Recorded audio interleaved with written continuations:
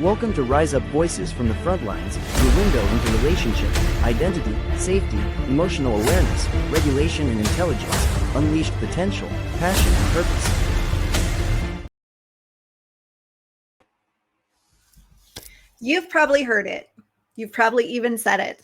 My ex was a narcissist. These days, it feels like everybody's got one. It's like Oprah was handing them out. You get a narcissist and you get a narcissist.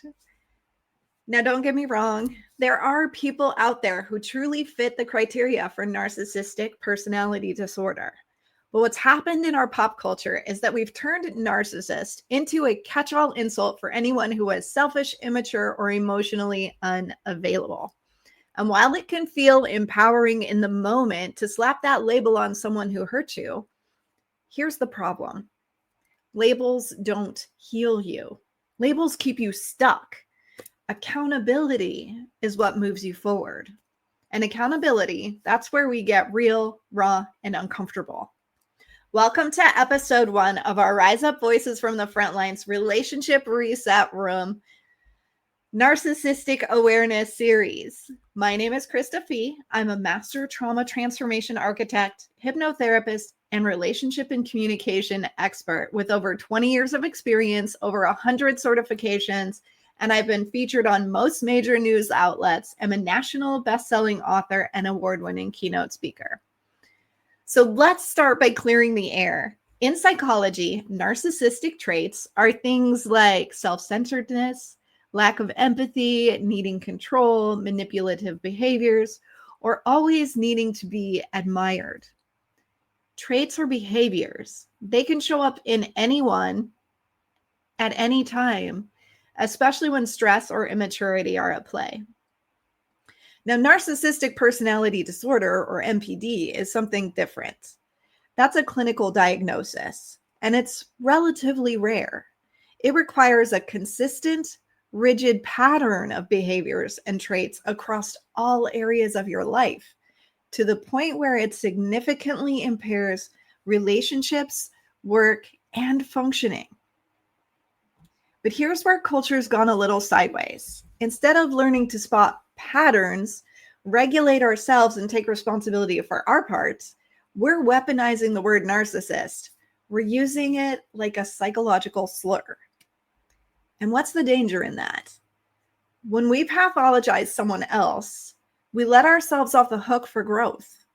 It's much easier to say, they were a narcissist, I'm the victim, than to say, that relationship brought out my own survival patterns, and here's what I need to own. So let's bring in some science. Your nervous system is wired for survival. Polyvagal theory tells us that when we feel unsafe, emotionally or physically, we shift into fight, flight, freeze, and fawn statuses. Fight is we might argue back, criticize, or get controlling. Flight, we might be avoidant, we might shut down, or we might ghost people. Freeze is disassociation, numbness, or we can't act. Fawning is appeasing, pleasing, and minimizing our own needs. Now, if you are with someone that's high in narcissistic traits, chances are your nervous system gets stuck in one of those loops. Here's the kicker. Sometimes people get labeled as narcissists simply because we were locked in a fawn or freeze pattern and didn't know how to advocate for ourselves. This doesn't excuse abuse, neglect, or harm, but it does mean we have to look at our own state and patterns, not just theirs. Internal family systems gives us another lens to look through. Inside each of us are parts. You might have a protective part that yells or shuts down, a people-pleasing part that overfunctions, or a wounded child part that just wants to be loved. When we get hurt, those parts take over. If your pleaser part was running the show, you may have tolerated manipulation far longer than your wise self would have. If your protector self was in charge, maybe you fought back so hard that you matched toxicity with toxicity. Again, this is not about excusing anyone's harmful behavior. It's about owning what we, can control? Which parts are driving your relationship? And how do we lead ourselves differently moving forward? Here's where we get raw. We live in a victim mentality culture. People would rather point a finger than look in the mirror. The endless narcissist label is part of that. Because if they were a narcissist, then I don't have to own my own choices. But growth comes from accountability, and accountability isn't the same as blame. Accountability is power. Accountability says, I can't control what they did. I can control how I heal, how I set boundaries, and how I show up next time. One of my favorite acronyms is WIN. What's important now? Every time you catch yourself labeling, stop and ask what's important now. Not yesterday, not the story, not the label. What's important now for my healing, my growth, and my responsibility? So let's do a practice together. Wherever you are, unless you're driving, in which case, please keep your eyes on the road. Place one hand on your chest, one hand on your belly. Take a slow breath in through your nose and a longer exhale out through your mouth.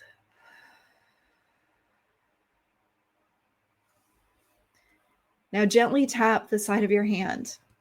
This is what's called a karate chop point. And repeat after me, either out loud or in your head. I notice my need to label. I release the need to pathologize. I choose clarity now. This is a tiny little EFT, emotional freedom technique exercise. And combined with breath, it's simple, effective, and can help with a nervous system reset.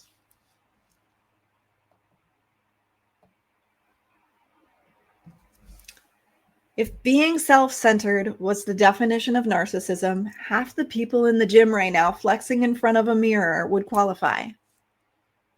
But the truth is, narcissistic traits exist on a spectrum. We've all got them at times. The real question is, are you aware of them? Are you willing to regulate them? And are you taking responsibility for how you impact others? Because if you're still ranting about your ex being a narcissist, but you haven't done the work to heal your own patterns, you're just as stuck as they are. Here's a powerful reframe. Instead of saying, I was trapped by a narcissist, try, I was in a relationship that revealed the parts of me that still need healing. That shift changes everything. It moves you from powerless to powerful, from victim to survivor, and from stuck to moving forward. So here's your seed for today. Labels don't heal you. Accountability does.